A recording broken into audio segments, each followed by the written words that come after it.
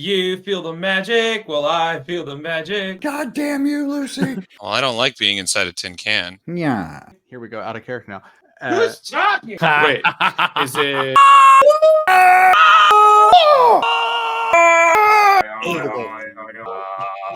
This is your opening right here. Yeah, by right the here. way. You did it. Nailed it.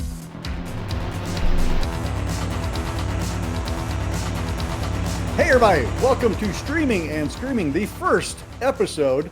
I'm Aaron Christensen, the host of Horror 101 with Dr. AC. I've got Chad the Bird of Chad the Bird. Yeah, I am a brand. And Lucy Ball of The Last Video Store on Earth. And yeah, and due to copyright issues, it's not the last video store on Earth. It's the last video store on Earth. Yeah. You know, the lawyers, they're sharks. So what we're doing here, the whole aim behind the show is we're going to be chatting about horror movies that are streaming online like magic. What's going on? You say horror movies as if there are other kind of movies. Well, luckily we like horror, and Yep, you, if you're a lot, watching, yeah. you like horror. So let's talk some horror movies. We went over to Shudder and we picked three movies. We are going to be talking about Demon Wind from 1990. And Hell House LLC Origins, and I wasn't going to put the Carmichael Manor How on people know what it is? It took too long to type. It's like a Tribe Called Quest. You got to say the whole thing. The every whole time. thing. Come on. Watch me be this guy. It's not sustainable flesh, AC. It's suitable flesh. Oh, Jesus Christ. I knew But that. like, I really want to see sustainable flesh now. It won't be a tight 90 minutes, nay. It's a solid 5 seasons. Suitable flesh. Oh. That's what we're seeing today. There we go. Yeah. Sustainable flesh. Sustainability is a very big problem. It's a very It's a important big- thing. Y'all knew what I meant. Yeah, And look, I there's a have to poster. be that guy. I'm sorry. I'm sorry. Yeah. Oh, the facts and the truth. Which one of you picked sustainable flesh? I think it was me. Was that you? Yeah, All I right. do Yeah, I think it believe is. it's very Chad pilled. So I Yeah, would if say there so. is a Heather Graham feature anywhere, I will be there. Suitable Flesh, 2023, directed by Joe Lynch. I originally knew of Joe Lynch from Wrong Turn 2, Oh, okay, all right. which I was like, oh man, I don't want to watch a sequel to Wrong Turn because I actually liked Wrong Turn. And then Wrong Turn 2 was actually really fun. And It I went, was really fun. It was I one of went- those movies that makes me go, oh, sometimes you can just take what's good and do it again. And Yep. that's all you got to do. Yeah, everybody likes seconds, you know. Yeah, I'll have more of what I had before, please. No. No need to Thank put you any very cheese on it. much. I already said yes. No, Thank no. you. I know No, what no, I we're good, want, we're and good. you're gonna give I it to don't me. want any hot sauce on it. I said no, and I meant no. And I he mean, I want a little bit of hot sauce. also did Chillerama. He was one of the quartet, That's what it was. that did That was the one, Chillerama. yeah. Okay. which yeah, I yeah. also liked. He did the You and I talked about that movie. he did the zombie drive-in sequence. So that's another one I know the name. I don't think I've seen the film. Is that like an anthology type It of is. thing? It had like Oh, yeah. Adam Green from Hatchet, Joe Lynch, it. Adam Rifkin, and the other guy. Sorry for the guy we just snubbed. I'm Sorry, sure your the- film was Sorry, fantastic. other guy. Watch it be Joe Dante, and we just get a bunch of emails. Hey, what the hell, guys? Was that your Joe Dante? Hey, that's if Joe Dante was a used car salesman, I think. He always sounds like a used car salesman when he talks about Gremlins 2. Tell me what you thought about I keep wanting to call it Sustainable Flesh now. I thought Sustainable Flesh was Put just this- enough. Put It the kept banner on up giving. there so I can remember what the hell the name of this movie is. Yeah, I thought the ecological message of sustainable flesh was a little heavy. It really spoke to me, though, honestly. What did you? Well, first off, you picked Suitable Flesh because Oh, and, is that to me? that is Okay. to you. Who chose Well, the- first of all, I was, I frequent the TikTok. just to kind of lay out how this goes. Each of us picked a movie and forced the others to watch it, and we're all going to weigh in. And people were talking about this. Like, it was like, hey, you guys want to see this, like, kind of quasi Reanimator with people from the Reanimator with the same vibe as the Reanimator, but also Heather Graham? And I was like, yeah. So, what was your initial impression of Suitable Flesh? I have notes. I have several notes, but I also enjoyed the ride, so I'm not mad about it. There were several moments where I was like, let's go. Pick up the pace. Let's move along. Yeah, watch. other He's than about to that- pull out a book of all the notes. Watch. Yeah, actually, I should probably get my notebook. Hold on a second. No, I'm just kidding. I don't write stuff down. I'm tired. I thought that the movie was exactly what it was as advertised, but I guess I didn't realize what it was, so I didn't really know what it was as advertised. I thought it was suitable. Okay, that's Oh, yeah. succinct. Nice poster quote. But like, we're gonna get into it, right? Yeah, let's get 'Cause into I have it. notes. Oh, Let me okay. go get my notebook. Well, look at I'm this. just kidding. I don't have a notebook. Spoilers. Spoilers, for Suitable Flesh. But if you're on the internet, you've seen spoilers for Suitable Flesh already. I Come on. also think that if you're going to any kind of stream where they're going to talk about movies, just assume there's going to be spoilers. If you haven't seen it, don't do it. Go watch it and then come back. It's good to say, be kind to people. That's right. No. No, I'm all about kindness, buddy. Yeah, well, I've lived in California for a while now. It's starting the that's what it sunshine is. is really getting to me down It's here. the wheatgrass. When I was watching Suitable Flesh, I thought, like, when did Heather Graham turn into Susan Day George? Because I'm like watching her and I'm like, who do you look like? Who do you look like? And she looks like Susan Day George from Pieces. Right. Oh, And- totally. Yeah. And like, she's got the eyes, she got the hair. I was like, when did that happen? But I don't mind it. It just was like, I'm like trying to place her throughout the whole movie. And then finally it dawned on me, like, oh, I just want you to say bastards, bastards, bastards now. And my life will be complete. Well, and you know what? Something that really stuck to me about this movie is, every time I've ever read Lovecraft, I've thought, you know what this needs? More banging. Yeah. There's not enough softcore porn in Lovecraft. I don't even think you need to call it softcore. No, it's pretty intense. Those scenes went on for a long I time, thought and the they movie, were it quite felt to me graphic. like a Showtime, like Yes. Red Shoe Diaries, Yes. softcore, Yeah. but with like gore. So in the end, it's just Tales from the Crypt. Because I'm like, yeah, because that's kind of what it was, right? Yeah. It's a little bit of softcore porn with a lot of gore and some dumb jokes, and like in the end, some corny shit, which is what I thought this was. Well, when I was taking my notes, I went, this is total like Skinamax. Yeah. Like it feels like, like a late 80s, early 90s made for cable horror film, like the same kind of cinematography, like the same kind of subject The matter. sound. But they like, go further than I thought they would. I was like, Oh, yeah. wow, this is an extremely long Quite and sweaty something. sex scene. Good for you, Heather Graham. Way to not give a shit.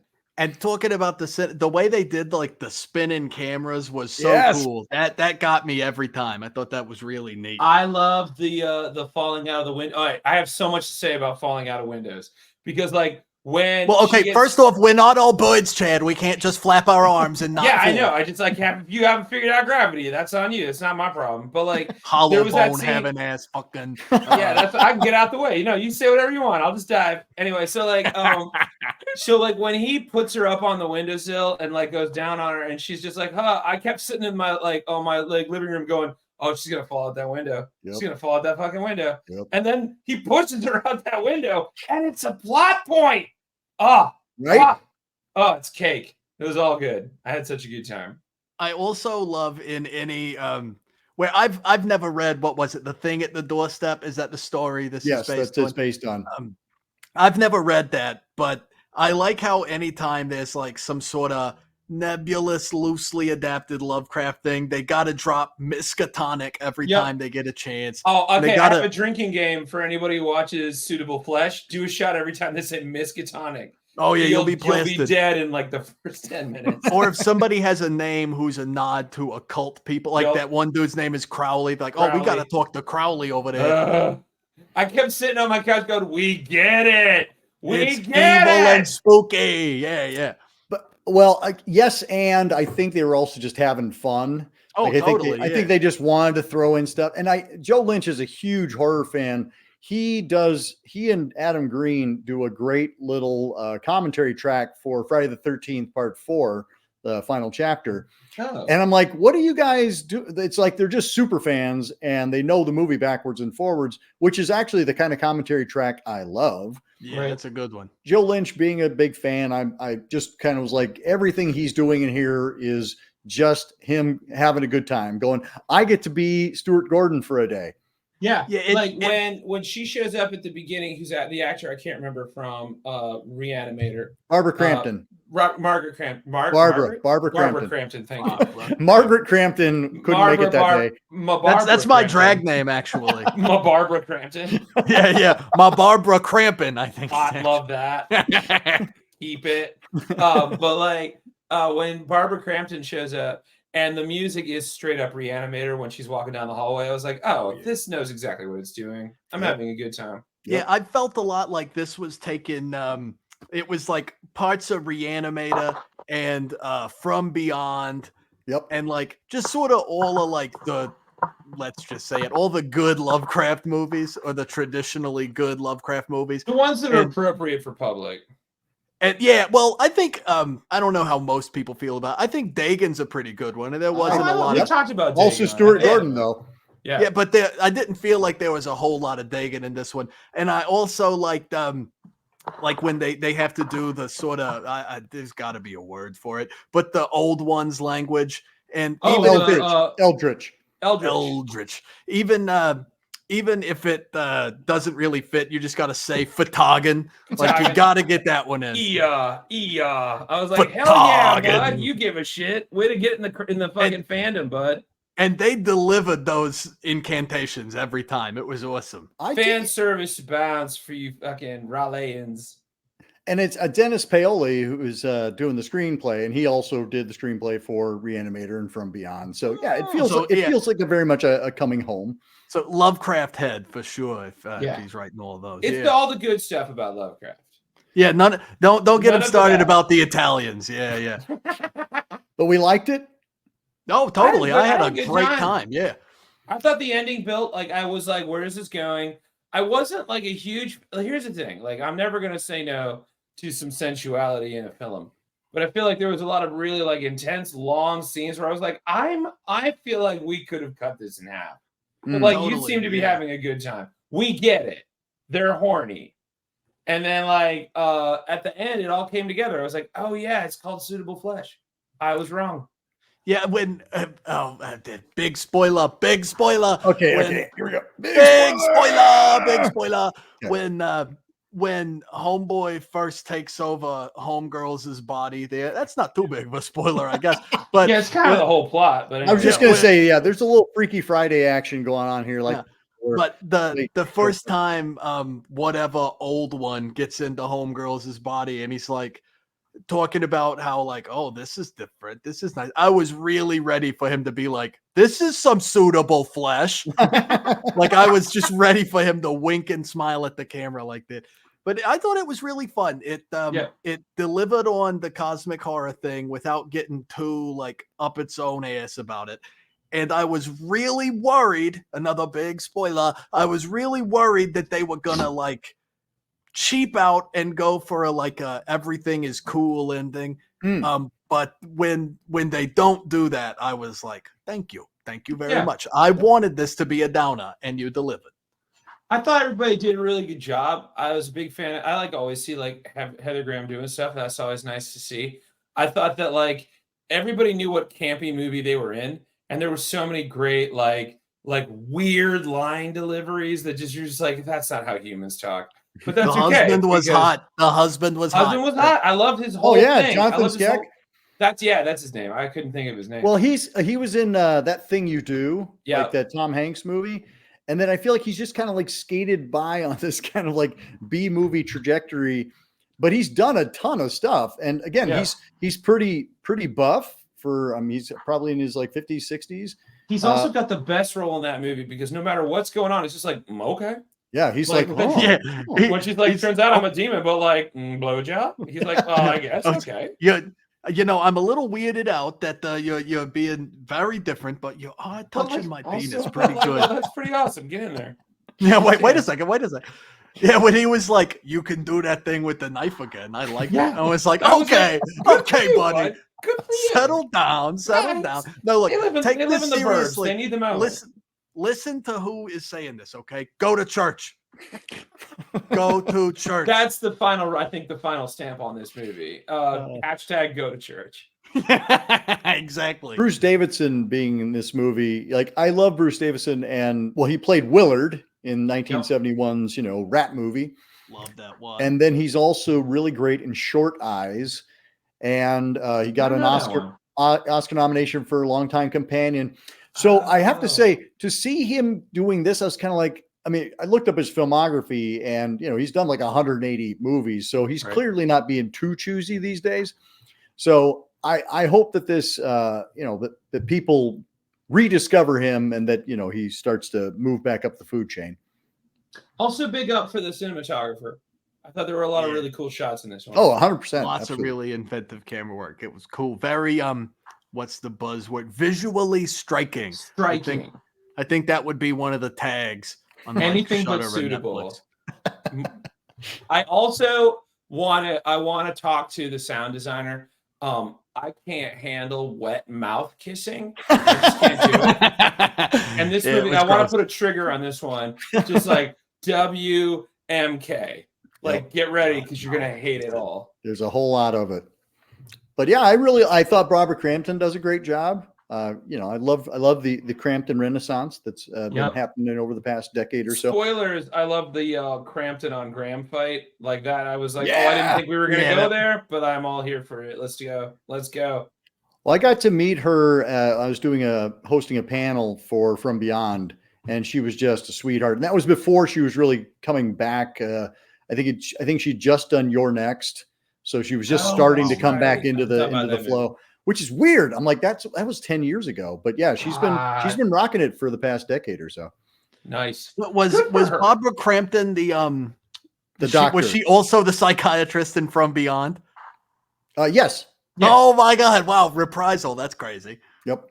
Yeah. As soon as she turned around and started walking down the hall and all I could hear were heels in a hospital, I was like, oh, you guys don't give a shit. I'm here. Let's go. Yeah, let's go. So yeah. Okay, good. I'm glad we liked that one.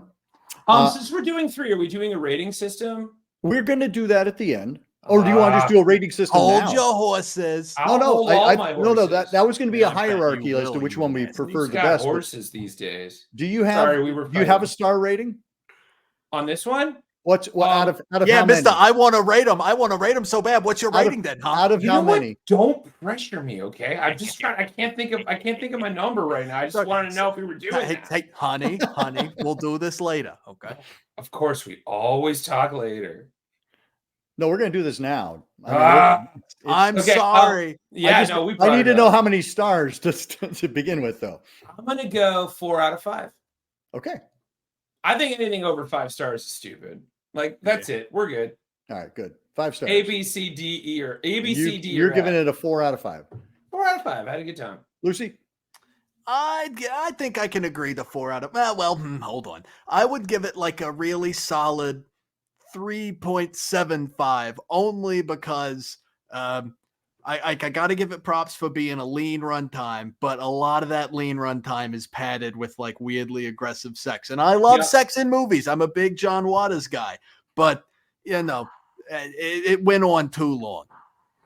I would give it a solid 3.5 stars. I think it's entertaining and it gets where it wants to be, but the cheap feeling of it. It did feel very indie. Intentional or not, it felt, I was like, I'd love to see just a little more or a little less polish. Right. That's actually a really good point, because there was something about we're just kind of middle of the roading, and I was like, not sure what there's enough. There's enough money on this movie that you can make it look a little bit more polished or a little bit more campy. Yeah, you got to commit one way or another. Yeah. All right, I'll agree with that. I'll amend my review and say 3.5. I'll agree.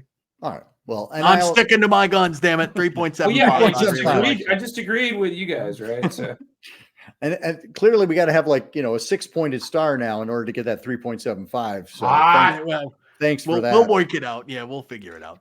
I kind of want a little meter that goes back and forth when we argue. It's just like, oh no, they're going for 7. Now they're going for 6. Now they're going for 5. What? It's an average of 6. We're gonna fuck up the bell curve on so many of these movies. Oh yeah. Let's because that was one from 2003. Let's bounce to our throwback one. That's Demon Wind from 1990. This was my suggestion, and I hadn't seen it before, but it was one that I'd heard about. It'd been living in my Shudder queue for a while, and I thought, okay, let's get this done. It also came out on Blu-ray from Vinegar Syndrome. Vinegar Syndrome. Yeah. No way. I don't Google for nobody. Okay. Vinegar Syndrome. So anyway, Vinegar Syndrome put it out on Blu-ray. Well, quick sidebar. I used to be the guy that people would call and be like, Yep. hey, who's in this movie? Or, nobody calls me anymore. And it bums I me do. out. I do. That's true. That's the whole reason. Like, listen, hear me out. I talk about you on all of my streams as the Leonard Maltin of horror. And I know that you make a weird face when I do that, but you are. Like, you are the guy that's like, oh, yeah, this is this guy. But, like, if you don't know, you got the phone book right there, and you wrote it. And he can't remember Vinegar Syndrome. So. Well, that's why you write it down.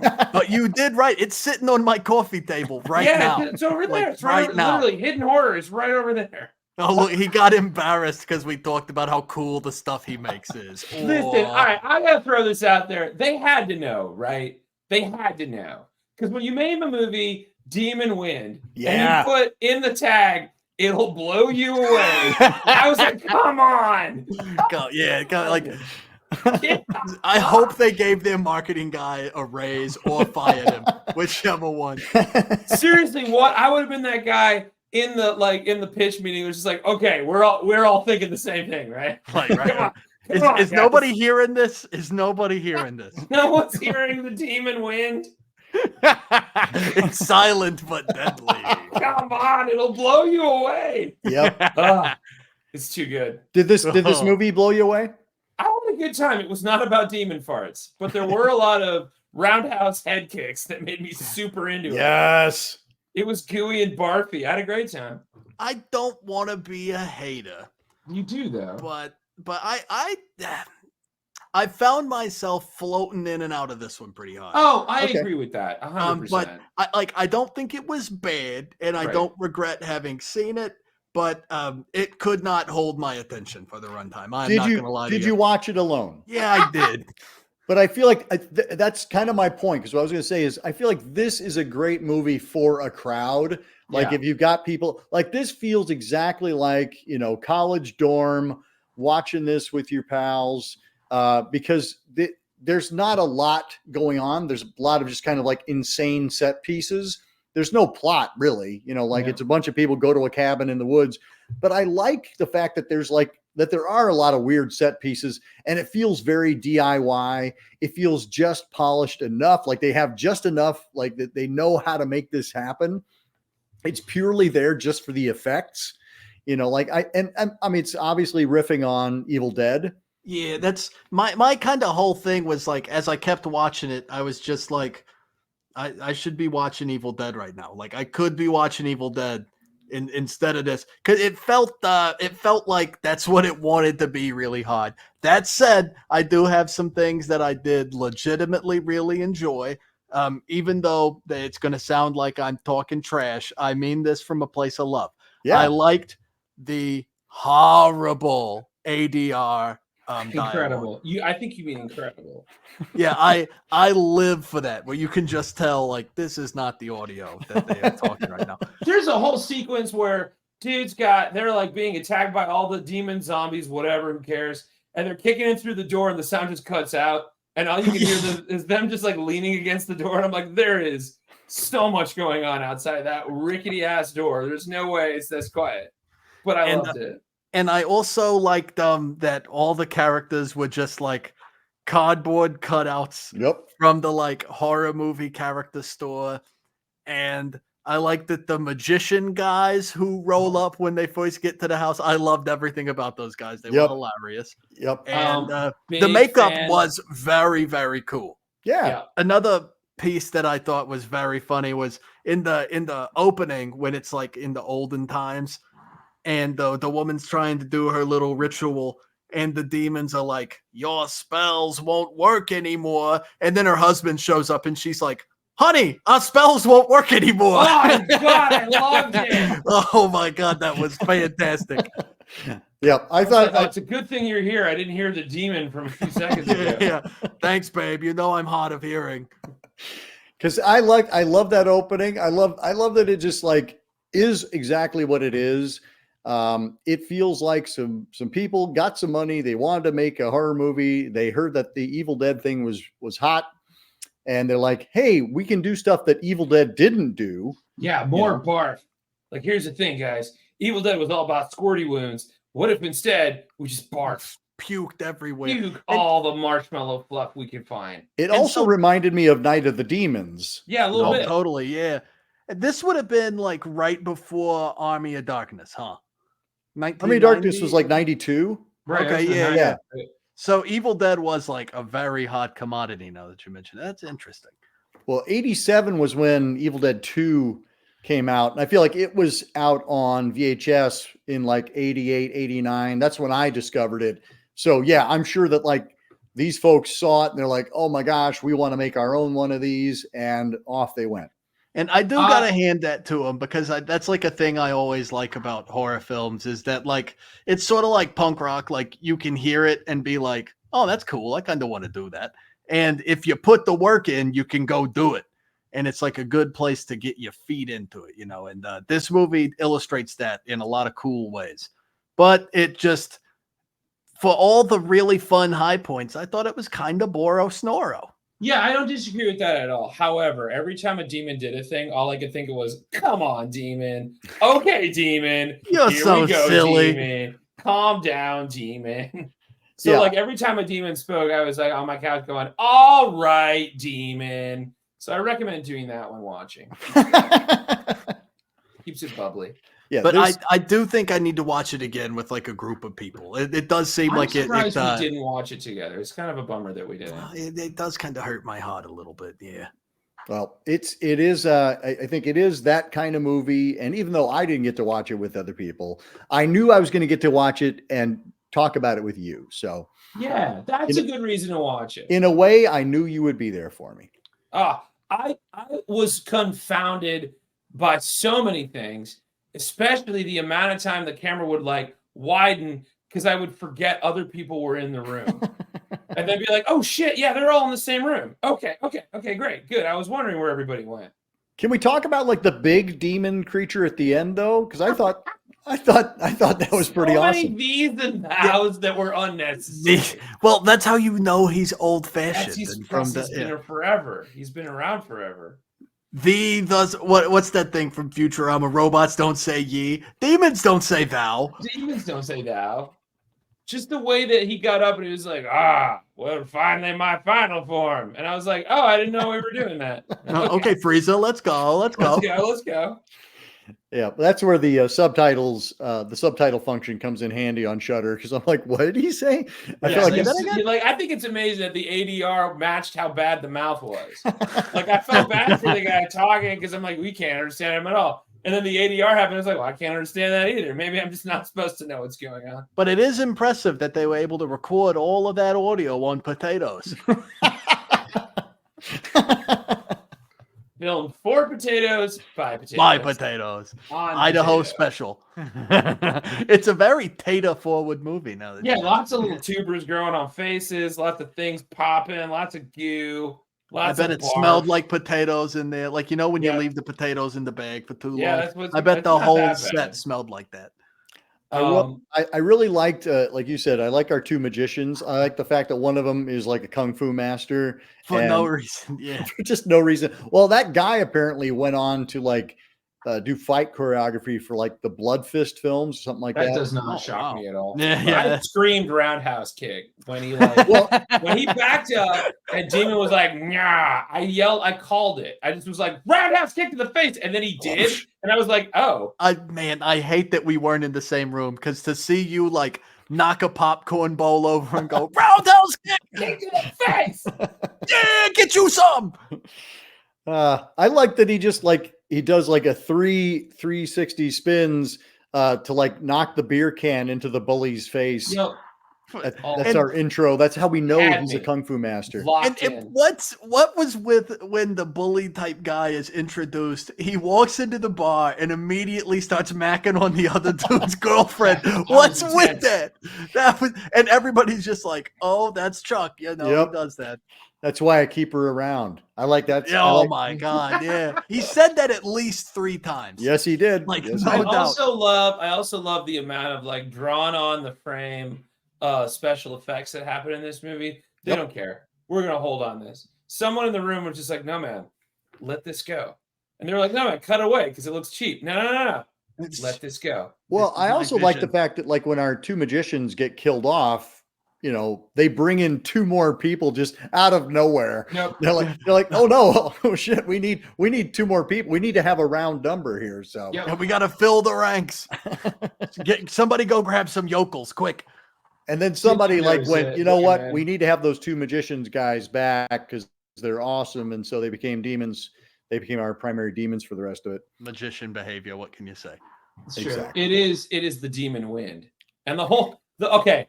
But did anybody else while you were watching, every now and then, just like when there was a moment of silence, just be like, the demon wind was blowing in and everybody's gross. That's what I was doing. Man, I think you got a hit song right there. It lingered write that there. down. It smelled like pears. Anyway, yeah. Well, you need to go to the doctor, buddy. I don't know. That's not my problem. That's the demon wind. It'll blow you away. Also, what was the demon wind? Like, what specifically was it? Was it the experience? Okay. Also, sorry. When all that fog blew in, that was cool. Yeah, Loved it. Oh, I guess that must have been the demon wind. That was the demon wind. Yeah, right that's kind of what I took it as. Like, oh, I get it. The wind is That's the the There it demon is. wind right there. There's the demon wind. Oh, 10 out of 10. Okay, is that what's your actual rating though? Oh, my actual rating is 2 out of 5, but I had a good time. Yeah, I would co-sign that 2 out of 5 all day. I'm going to give it a 2.5 because I liked it 'cause just you that liked little it. bit more. I don't think it's a good movie, but I think it's a fun movie. Yeah, but that I think I've done so many TikToks about this. I think that enough makes a good movie. If a movie entertains you, it's good. Sorry, like the only bad movie is something that's a boring movie. unentertaining. Yeah, Yeah, the only bad movie is a movie you forget and you don't care about afterwards. And I will not forget Demon Wind. Ever. Demon Wind. Come on. You don't leave the door open like that and not deliver a fart movie. That is my only critique of the whole film forever. Yeah. Oh, you didn't stay for the about end farts. credits then, clearly. So Damn it. Were there farts at the end? and Sam Jackson showed up. Oh, it's creating a fart Avengers. Yeah, Demon Wind. That was Paul Rubens' character in that Mystery Men movie. There you go. That's one for the 30+ crowd. Yeah, you guys get it right. But I think like if this movie had more farts, A+. But like, you didn't go for it. Yeah, there weren't enough intentional pies thrown. You know what I mean? Also, that it was mostly in their mouths. Every time they spit something up, I was like, "What is that?" I think you called it with marshmallow fluff. Is it marshmallow fluff? It might be. Either Marshmallow that fluff or, and some like rice pudding. Yeah, or that stuff they Chowder. use in the thing that like is the chemical that holds Twinkies together or whatever. Oh, so Methyl cellulose. Well, he just dropped it. See, go read the book, everybody. This guy you're over knows here his going, shit. well, I don't know much shit about anything. We're like, oh, yeah, methylcellulose over here. Doctor. On speaking of pies and clowns, we're gonna go on to Lucy's pick, which is act. Hell House LLC Origins, the Carmichael Manor. The Carmichael Manor. So that's one. Okay. Take it easy, Lucy. Okay. One, I love anything where the lore becomes instantly convoluted right out of the gates. So if you've seen any of the Hell Houses, you know that after the first movie, it all just blows up and nothing makes any sense ever again.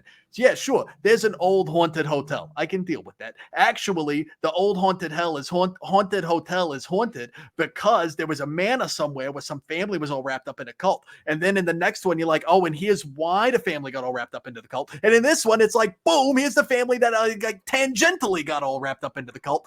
And it's impossible to make any sense of it. And they try their damnedest. And it's so much fun. And they call it out like so many times. They're like, remember from the third one? And you're like, I haven't seen the third one, but thank you. They start name dropping. Said, I've only seen the first film and this one. I've read. Okay. I'm on the same level then. Okay. Yeah, I also have only seen the first and I read Wikipedia articles for the other ones because I hadn't heard a lot of good stuff about it. Because there's just no reason to go down that road again. The first one's fine.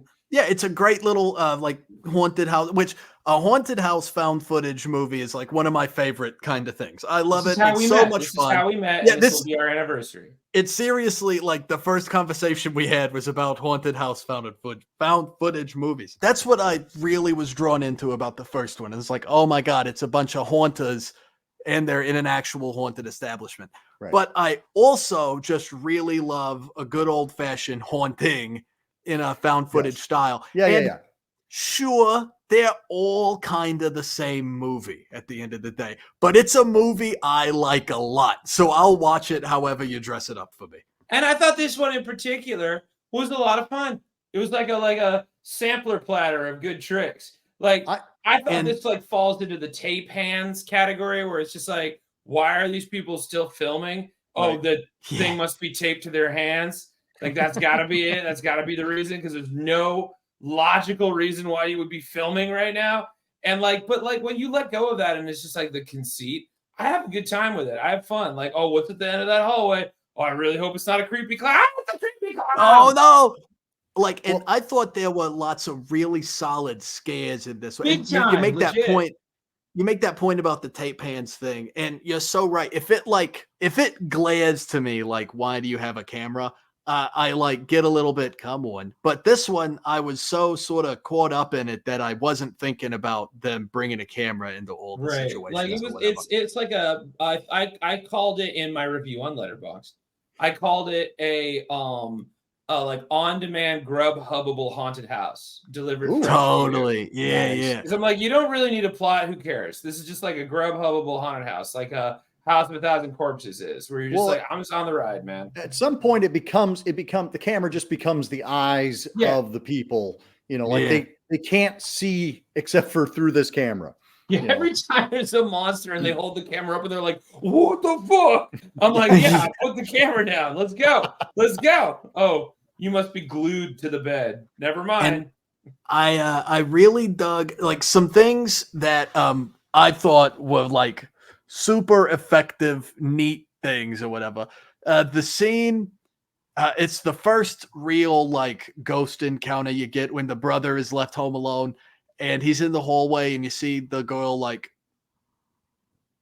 poking out, and they just let the camera linger on it for way too long. And I thought that was awesome. It like completely ratcheted me to the edge of my seat. And then the Haunted Mansion style optical illusion of that one clown statue to where no matter where you are in the room, he's staring at the camera. I thought that was awesome. Like so creepy looking. And I'm not even like a clowns kind of guy. And I thought that was just deeply unsettling. Oh, yeah, by the way, there's clowns in this. Yeah, that's which I was like, fish in a barrel. There's that one scene where I forget which the girlfriend of the annoying sleuther, where she lays down on the bed, and she kind of like does this, and you see like the body behind her. Yeah. I was like, oh, okay, that's fun. I mean, it's going to show up immediately when you look back at your footage. Why are you not looking at it? I actually said the same thing audibly on my couch when I watched it. I was just like, oh. And then I was like, oh, you're going to watch it, right? And then they never did. I was like, oh, come on. Now, we do all agree, I would hope, that our lead sleuther is super annoying. I feel like all three of them are kind of annoying. I think. Well, okay, I was going to go heavy on our lead sleuther, but yes, they're all kind of. No, I was just like, well, all of you kind of deserve to die, which I think is important when it comes to a horror film where everybody dies. Spoilers! Not that it matters. Who cares? They're all ghosts. We're all ghosts. Whoa, Lucy. He's spiraling. He's spiraling. Were you going to defend? I sort of was. One, lesbians are never allowed a happy ending, and that sucks. One, that's number one. That was one of my notes too. But two, like like sure, she's a little obsessive, and sure, like quit telling me to grab the camera. I'm gonna grab the friggin' camera. Yeah, the more you tell me to grab the camera, I'm not gonna grab the camera. So in that regard, sure, that's pretty. I wouldn't want to be on an extended stay vacation in a haunted I wouldn't want house. to hang out with any of these humans. None of them spoke to me. I think what was the girlfriend's name? Rebecca Bex. I Rebecca. think they kept calling her. Yeah. I thought she was all right. And Margot, was that the Margot was the Her name was documentarian woman, yeah. Margot. That should And tell I you all remember you seeing need to her, know. and I was like, Chase is her brother. yeah, I remember seeing her and was like, that is absolutely a young woman named Margot. I buy it. Good casting. I do think you can't give me you can't have a found footage haunted house character that you want to get like invested in. Right. Like, I think part of it has to make the audience be like, I told you to put the friggin' camera down. You could have got out of here forever ago. You did this to you. Okay. Yeah, We're here to watch you die piece of the formula. or survive and be insane. So let's talk about the formula, because when I was watching this, I was like, okay, there is they're going to pan away, and they're going to pan back, and it's going to be there, and it still works. And I don't know what alchemy that is, that it's like, or like you black out the screen and then you bring it back up, and the thing's going to be closer to you, and it still works. And it's like, damn it, I wish it didn't work as well as it does. But like, it feels like that's because you talked about the lore, Lucy. And I'm like, yeah, I don't know what the hell's going on. And I don't think that actually. You didn't follow the amount of times they've laid down at the end of the movie. It was them. It was the clowns. And then it was this one specifically that you remember from all the other movies. And then the guys in the robes showed up on the computer. It's on the computer. But like, it doesn't, like, the lore itself doesn't pay off. No, it is. not at all. It's all about these moments, these scares, and they could be in any movie, anywhere. I guess here's my question. Do we think they're really well done here, or is there a way to mess it up and not do it well?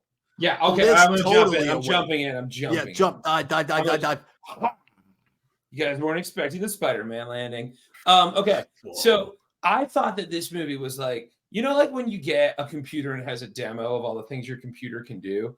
I thought this was like, here's how you can do a bunch of cool stuff in a found footage horror movie. Yep. Don't worry about the plot. Don't worry about it at all. Just like go from jump to jump and scene to scene and be like, you could do this on your own. You could use this in your own movie. It's like a 101 kind of 101. Horror 101. Mm-hmm. Nice. And the movie's hidden because no one's seen it. But anyway. But yeah, I feel like this one's like a paint by numbers kind of deal where it's just like, or a sampler pack in like an Adobe demo. But it's like here's all the fun things you can do. But it's quality. It's a quality it's sample all pack. good. It's like a great buffet where everything's really good. And I was like, but it's a weird buffet with a bunch of foods that don't necessarily go together. You're like crab legs, peach cobbler, but you're like not mad about either of those. And then it's like something with mint in it, and you're like, okay, but they're all good. It's like when you go to like a local like Asian food buffet, and there's all the stuff you expect, and then there's like a frozen pizza, like, and it's not bad. It's just like, why is it here? Like, there's a lot of stuff you're doing a lot better, and you're offering me a frozen red pizza. Cabbage over there. I'm not gonna put that on a pizza. I'm gonna do it now because you told me to. Well, right, and that's the thing. Like, I'm like watching this movie and going, I don't really care about the characters. I don't care about the lore, but it still works. Like, I came out of it going, that was genuinely creepy. Like, that worked in ways that I wouldn't have expected from a movie that really doesn't have a lot else going for it. It did have an overabundance of screaming, crying in the backseat of cars. There were a few times where it's like, okay, we can cut here. Yeah, it's their idea of like selling authenticity, and I think it just makes for like sort of annoying film experiences. Yeah. But I think what Hell House does, like I said, I've seen the first one and this most recent one, so I can't speak. And I like them both. I like them both a lot. And I think what they do that Nintendo don't or whatever is like a lot of these like okay, they're definitely like jump scare factories. It's right. That's like the main thing. But they do so in such a way where like whoever's at the helm of these like really knows how to be creepy and not just like boo. Because there's plenty of found footage movies that just hit you with a bunch of boo over and over. And they're still fun, but they don't like give you that awful heebie-jeebie kind of feeling. Are you going to make me bring up the Outwaters again? Is this what we're doing? I don't try to re-traumatize you with the Outwaters all the time. But my God, for days. I like that. Dead days. We'll talk about the Outwaters in a second. But I think Finish your thought. yeah, I think the Hell House thing, like they've really tapped into like how to do haunted manor, haunted house, whatever. They know how to do that very creepy. Like there's something about the like mundanity of like, oh, it's an old house and there's nothing in it. And then it gets dark and then you start hearing stuff knock around and it's really, really terrifying. And they just yeah, I agree. What I thought was interesting though is that this was like as old as the 80s. Like usually when you get a found footage haunted house movie, it's like in 1874, Credence killed her entire family with a pitchfork. And you're like, oh God, that's just not relatable at all. But this one was like, it was 1984. We were on our way to the prom. And I'm like, okay, go on. Yeah. Like all that weird footage that they have from the quote unquote 80s, which I'm like, okay, good on you though for finding those clothes at a thrift store. Right. Was like, and I also so like much fun though. I like that they just didn't plug a microphone into the camera to make it sound old. Everyone's like, that was nice. Like, I'm like, oh, this sounds like a home video. Yes, yeah, that's what those sound like. Well, also, didn't we have like actual like VHS things? It sounded like it was like coming out of a weird Super 8 or yeah, they were on. They did film. There was some. Okay, I have to say this because there were so many moments when they would like cut to the film canister that they found. But it was like, oh, those are film canisters from 1984. And I'm like, there was a very big leap in who was doing what at home with cameras in 1984. Exactly. It wasn't snuff films. This was a little girl like filming her family with a VHS recorder, but they got that like little like cigarette burn in the corner. And I'm like, swing and a miss, guys. well, that's how you know it's old. I mean, film canisters versus a video cassette. Yeah, it was probably on VHS. What are we doing here? But Stephen Cognetti is our writer-director. Oh. And I just wanted to get his name out there because did he do any of the other ones too? Or he's done all of them. Okay, so this is his little cottage industry. So that's how the law stays consistent. Yeah. So and like you laugh and it is kind of a joke because the law is all over the place. But that's like, oh God, it's like this really specific type of hyperfixation bait. That like it's the same like sort of wildly off topic, but it's the same sort of thing that gets the kids like super into things like Five Nights at Freddy's, right? Yeah. Where you have like this thing on its face, toilet and all that stuff. Yeah, but you've got this thing that on its face is like, okay, it's a little creepy thing, and there's some scares in there, and it's like well designed or whatever. And then once you get like a little further into it, it's like, well, actually, this little piece of detail ties into this thing that they put in there in this movie. And if you go back and watch this one, you'll notice that in the third one, they made reference to this thing. And it's like, tailor-made for a specific type of like content consumer. Yeah, it's the fidget spinner of movies, right? You're just like, I'm here to just like get that part of my brain off for a minute, which I thought was interesting because like haven't seen the second and third one. But there was that great montage at the end that was like, if it's in here, and here, and here, and here. I was like, oh, now I don't need to see the other two. Now I understand it. You've tied it all together for me. Yeah, there were moments where I was literally just like, oh, and then I was like, I didn't see that movie. What the hell am I owing about? Yeah, like when they kept talking about burning down the Abaddon Hotel, I was like, oh, so if I had seen the other movies, I would have known that they burnt that hotel. Burnt down the Abaddon Hotel. Well, one of them subtitled Lake of Fire, so it had to be in there somewhere. There it is. Oh, I thought they just really liked that Nirvana song. I do. Okay, I also want to put out big ups to the first one and the second one for having this conceit that I hadn't seen since like Blair Witch. Because like all the other found footage movies that I've seen have been like one stark image of like text that's like, in 1997, we found this VHS tape in the bottom of a volcano. And we were able to restore it. And here's what happened. And you're like, nah, this is that footage. This is that footage. You're like, it isn't, but whatever, move on. But what Blair Witch did was made a documentary about the documentary kind of in a way. Right. And this one did that in spades because I was just like, oh, I kind of like the break every now and then where they cut back to obvious actors just being like, oh, man, nobody really knew what happened to Clarence. But Clarence, like this, we found this, and you have to look at the footage for yourself because what they saw will destroy you. Yep. And I'm like, I can't wait for it to destroy me.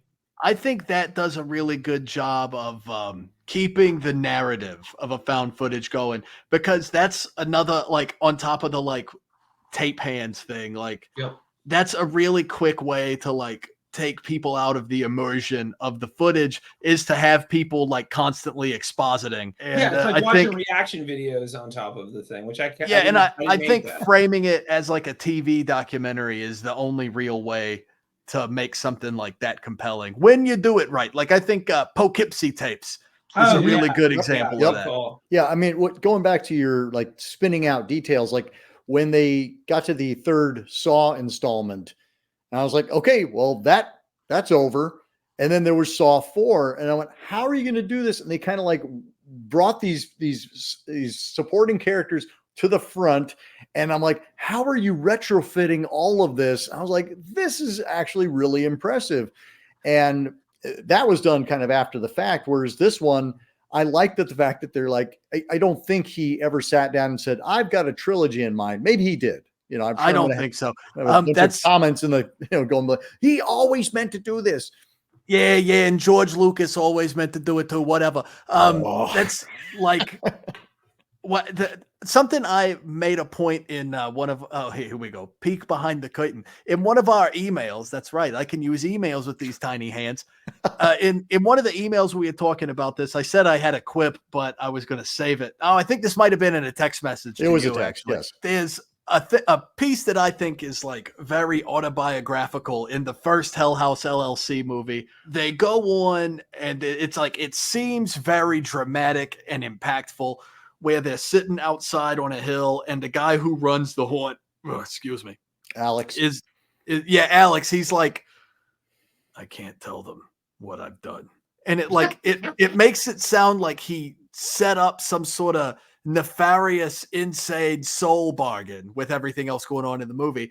And then you find out that he ran out of money and couldn't like pay everybody. Yep. And that's how they ended the first movie, is they ran out of money in production and had to tie up all the ends really quick. So I don't think he planned out this long spanning lore or anything. I think he made a cool movie about a haunted house that went up tits up, and then had to capitalize on it afterwards. Well, and I also feel like, I mean, honestly, the lore is not very involved. So you can just kind of say, and this family over here, they were connected to the Abaddon Hotel, and just go from there. So it's not like it's that involved. Also loved when they opened up, spoilers, when they opened up the secret clock, and inside it's like, oh, those all look really fresh for a secret clock, man. Good for you. They got dust guards in there, it's really nice. Another spoilery thing that at the end where they show the picture of Margot at the fair when she was a little girl, and they pan back into spooky clown is in the thing. I literally pointed at my screen and said, "Come on." Like, one, that, like, okay, sure, you can say every clown is a little creepy or whatever. Yeah, whatever. Everybody likes a mayonnaise sandwich too. Who cares?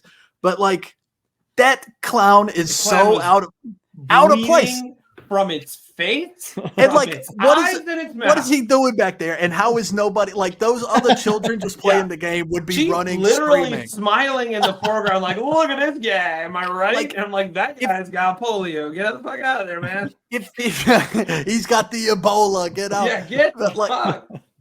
If they wanted to, they could have hidden like a little stuffed version of that clown in the prizes or something. And not a subtle film is what you're saying. It's about as subtle as a brick through your window saying pay up. As a clown with a bleeding face. Yep, yeah. Subtle as that. And yet it works. I love it. Much like a brick through your window. You'll listen to the message. Very effective. Not subtle, but it is effective.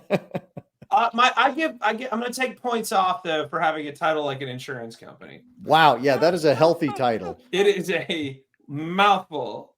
I'm going to give it more points because it's named like a Rob Zombie album. No, nowhere in there does anybody say Spook House or Show or Freak or Electric or Witch, or Lizard.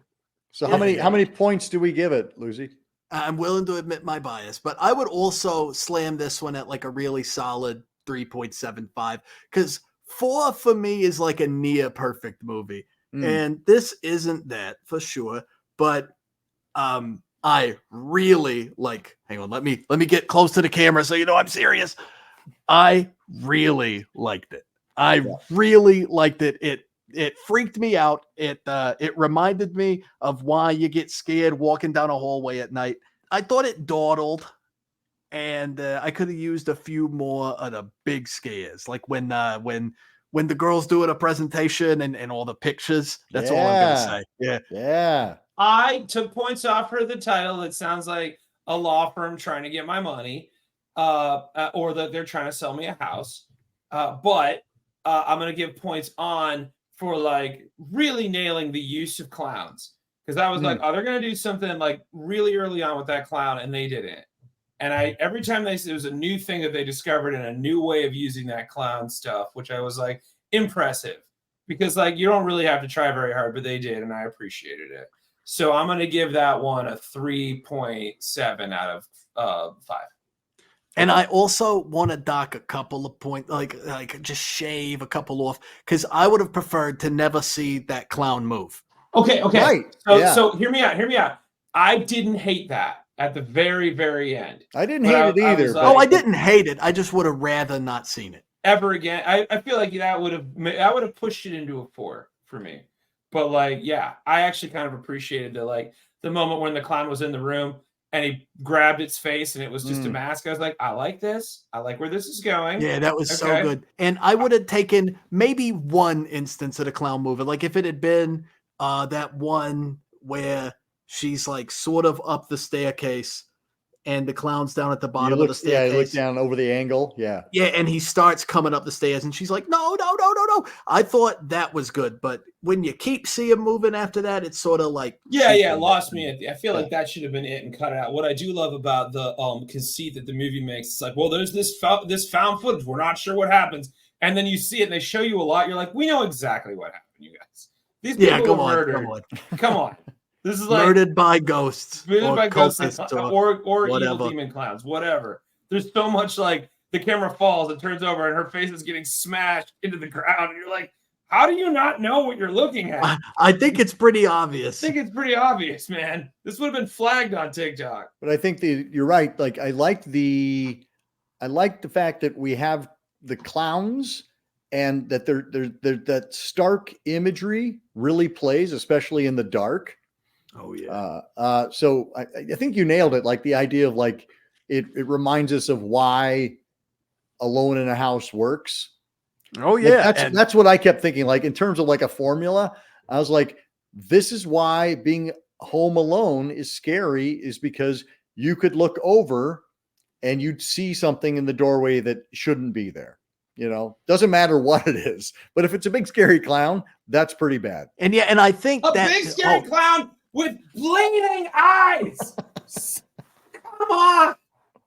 And I think that like wraps really nicely around where you're like, I don't know why it works, that you know that when they turn around, something's going to be there. Yep. I think because that's like, oh, you pitiful humans.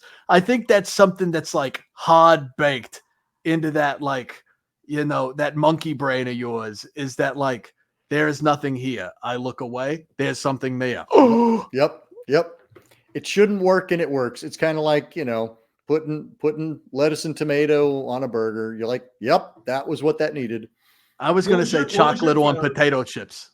But actually, it's okay. Each to their own. It can be both, you know. Yeah, chocolate potato chip, lettuce, salad. Wait, what was your review, AC? I would give it a 3.5, mostly because it's got really solid set pieces. I just don't think the story or the characters land at all. I'm kind of like, well, this could have been anything. Like, I could have had no lead up. Like, I don't need any of the fake documentary stuff because none of it really pays off. And I think that was the thing. I'm like going, well, this is, you know how to set up the scares and you know how to deliver them. But in terms of like creating a lore that actually draws me in, not so much. I liked the first one, the Hell House original. Like, I like that a lot because that's just kind of fundamental. It's like, okay, a bunch of folks trying to put a haunted house on, and they're strapped for money and they get in each other's business. That all played, and then there was a also lot of, disaster, and we got to tricks find at out. the end of that movie that I think they didn't do at the end of this one. Because at the end of the original Hell House, the big moment, I won't say what it is. Okay. But the big moment. Okay, so when the haunted house opens up and that there's all these different cameras and they set it up really well. It's okay, we have a camera here, we have a camera here, and they show you them all. Yep. And you're okay, I'm gonna get this disaster from a bunch of different angles, and you did. And then there was all of a sudden cultists pop up and all that shit. I was okay, that's cool. Because there's no explanation, there's no setup for that at all. It just happens. Random strangers in the room. And the clown is the least of your worries in that one. Right. I do want to make a quick comment. Who actually handcuffs their actor to the ceiling? Well, it was an extreme haunted house. I was oh my God, no insurance. I'm let's talk about the haunted house that shall not be named. And it's not a haunted house. Don't call it a haunted house. I'm going to get very upset if you call it a haunted house. Also, you don't have to pay me. Just give me some dog food and then you can come in. You know what I'm talking about yet? It rhymes with ashamed knees crammed her. Oh, man. Hey, he started out in San Diego. I'll have you know. I thought that he was in the Midwest. No, well, he's in Tennessee now, but he used to be in San Diego. They ran his ass out. Yeah. Okay, so that, ladies and gentlemen, is Streaming and Screaming. It's going to be much like this.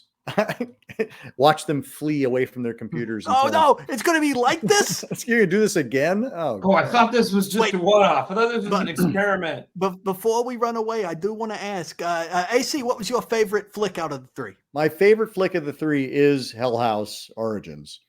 I think it delivered more than the others. That's not to say I didn't enjoy both Suitable Flesh and Demon Wind. But I felt like Hell House actually never not funny. Hell House landed with me, and I was I wasn't expecting that. Plus, I enjoyed the fact that I got a chance to check out the first one, which I'd been hearing about for almost a decade now. So yeah, that would be my pick. Hell House Origins. Yeah, I'm right there with you. Hell House Origins, then Suitable Flesh, then Demon Wind. Hell House Origins because most memorable. Then I'm gonna go Demon Wind because come on, and then I'm gonna go Sustainable Flesh. Dark Horse, everybody. We haven't seen it yet. I can't wait to. No, I enjoyed all three of these movies. What a trip. But yeah, definitely Hell House is the one that I'd be I recommend that one. See, Suitable Flesh, Suitable Flesh would probably take the bottom slot for me as well. I liked it, but I like Demon Wind more because I'm shocked. It just hit me in a better way. I think we all can agree there that all three of these movies were exactly what they said they would do. Totally. Exactly it. That's what they came for, and that's what they gave us. Yeah, exactly. And I absolutely appreciate that. I would say all of them are actually worthwhile. I mean, I think all of them got more than passing grades. All right. Well, thanks everybody. That was super fun. As I knew it would be. See, we're coming up on the year anniversary of Horror 101, the channel. And I remember hanging with you guys back in October of 2022 and going, well, this is fun. Can we do this? And we can. Here we are. We will. Here we are doing this. Let us adjourn to the Demon Wind. This has been Streaming and Screaming, and this is Horror 101 with Dr. AC. Thank you to my guests, Chad the Bird and Lucy Ball. Go check out their stuff. I'll have links below. And until next time, keep searching, keep exploring, and everybody together, keep sharing the share. We tried, guys. We tried. California, you're 2 hours behind us. Yeah.